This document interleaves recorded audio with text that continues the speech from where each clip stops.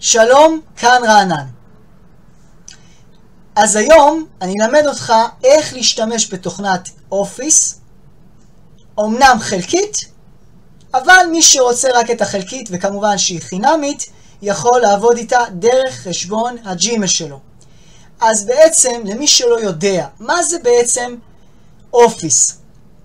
אז לפי התמונה למעלה, חלק מתוכנת האופיס זה למעשה וורד, אקסל ופאורפוינט. אז בעצם זה מתחלק לשני דברים. א', יש את האנשים האלה שרוצים את התוכנה המלאה, זה כמובן עולה כסף, אבל מי שמעוניין בתוכנה החלקית יכול להיעזר במה שאני אדריך אותו עכשיו בסרטון הזה. אז בעצם איך ניגשים לדבר הזה? אז ככה, קודם כל אתה רואה שאני נמצא בחשבון הג'ימל שלי.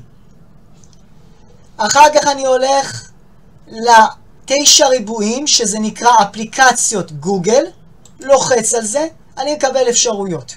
באפשרויות אני בוחר משהו שנקרא דרייב, לוחץ עליו, ובעצם מה זה בעצם דרייב? כל אדם שנרשם לג'ימל, מה שנקרא עושה חשבון ג'ימל, הוא בעצם מקבל נפח אחסון של 15 ג'יגה בייט שנקרא דרייב. זה בעצם הנפח אחסון.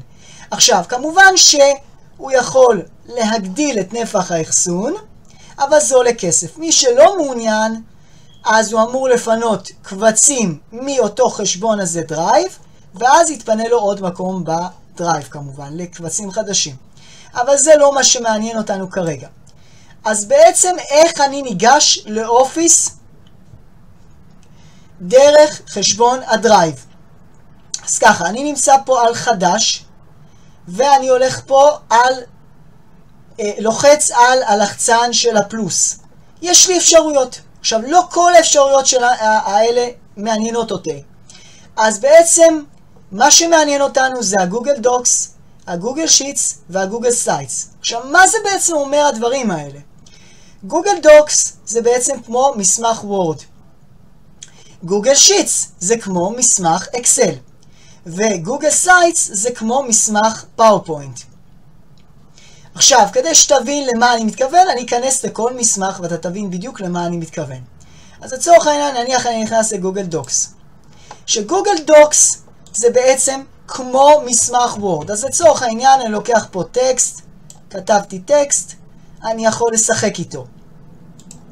אז לצורך העניין, אני יכול להגדיל, אני יכול להקטין, אני יכול להדגיש, אני יכול לעשות שהטקסט יהיה נטוי, אני יכול לעשות שיהיה כף תחתון, אני יכול לשנות את צבע הטקסט.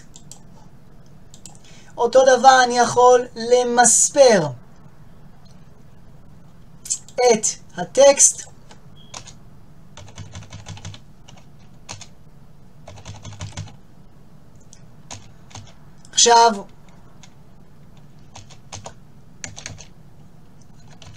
עכשיו, כל דבר שאני עושה פה, השינויים נשמרים אוטומטית. זה לא כמו במסמך וורד רגיל, שאתה צריך לכתוב קובץ, שמירה בשם.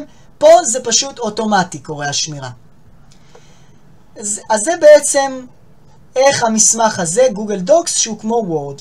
אז לצורך העניין, סתם אני קורא לזה שם מסוים, נניח, סתם דוגמה. עכשיו, נניח ואתה רוצה להוריד את הקובץ. אתה הולך לקובץ, הורדה, אתה יכול להוריד את זה כוורד, אתה יכול להוריד את זה כ-open documents, אתה יכול להוריד את זה כטקסט עשיר, אתה יכול להוריד את זה כ-PDF או כטקסט רגיל. זה בעצם הבסיס במסמך הזה, אני כרגע יוצא מזה. עכשיו, המסמך השני, שהוא בעצם מדמה לי את האקסל, אז לצורך העניין שוב פעם אני נכנס בחדש, לוחץ על הפלוס, הולך פה, לוחץ על גוגל שיטס, ובעצם נפתח לי חלון, אותו רעיון, חלון שהוא נראה כמו אקסל רגיל. אותו דבר פועלים איתו, אותו דבר בדיוק, אוקיי? גם פה הנתונים נשמרים אוטומטיים, שינויים נשמרים אוטומטיים, וגם פה אתה יכול לצורך העניין לקרוא לזה שם מסוים, לצורך העניין. אתה יכול לשמור את זה, אתה יכול להוריד את הקובץ, זאת אומרת, אתה יכול ללכת להורדה, ואז להוריד את זה כאקסל, אתה יכול להוריד את זה כ-open documents, אתה יכול להוריד את זה כ-PDF, וזהו, זה בעצם הרעיון. כמו אקסל רגיל, זה הגוגל שיטס. אני יוצא מזה בינתיים. והקובץ האחרון, כרגע שמעניין אותנו, זה בעצם קובץ על אותו רעיון שאני נכנס, שמדמה PowerPoint, זה אותו קובץ שהוא נקרא גוגל סליידס. שוב אותו דבר, אני נכנס לגוגל סליידס, ובעצם, כמו שאתה רואה, יש לי פה את האופציה לעבוד עם המסמך הזה כמו PowerPoint. אז לצורך העניין, אם אני רוצה ליצור פה כמה תמונות, כמה אפשרויות של סליידים, של מצגות, אז אני לוחץ פה לחצן ימני בעכבר, שקף חדש, עוד פעם, שקף חדש, ובעצם גם פה אני יכול לכתוב טקסט,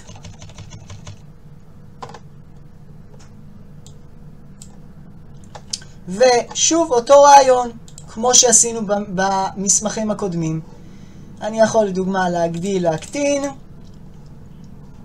אני יכול להדגיש, אני יכול לעשות שהכתב יהיה נטוי, אני יכול שיהיה קו מתחת לטקסט, אני יכול לשנות את הצבע,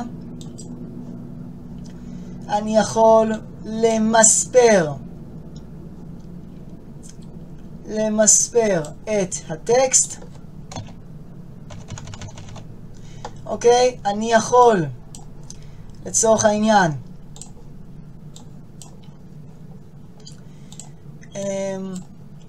לשנות את הגופן לדוגמה, וכמובן שכל שינוי שאני עושה פה, אוטומטית זה נשמר במסמך, וזהו, זה בגדול הרעיון. אם אני רוצה להוריד את המסמך, אז אני הולך לקובץ והולך להורדה. אני יכול להוריד את זה כפאורפוינט, אני יכול להוריד את זה כ-ODP, אני יכול להוריד את זה כ-PDF, אני יכול להוריד את זה כטקסט רגיל, או אפילו, סתם דוגמה, לשתי אופציות של תמונות, או כ-JPEG, או כ-PNG, זה בעצם הרעיון.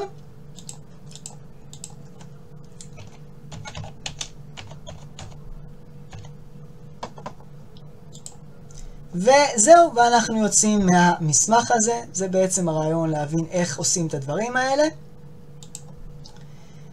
עכשיו, כדי לדעת איפה המסמכים האלה נמצאים, אז עושים ריפוש. והנה המסמכים. הנה, זה גוגל דוקס, שזה כמו וורד. זה גוגל שיטס, שזה כמו אקסל. וזה גוגל סליידס, שזה כמו פאורפוינט. זהו, זה בעצם המסמכים, זה בעצם איך לעבוד בצורה חלקית באופיס. למי שמתאים הצורה החלקית הזאת, בהחלט שזה משהו מעולה, שיכול לעבוד דרך חשבון הדרייב, דרך חשבון הג'ימל שלו. זהו, אם אהבת, סמן לייק, תפעיל את הפעמון, תירשם לערוץ. אם זה נתן לך ערך, אשמח שתשתף את זה לחברים שלך, ותודה רבה על הצפייה.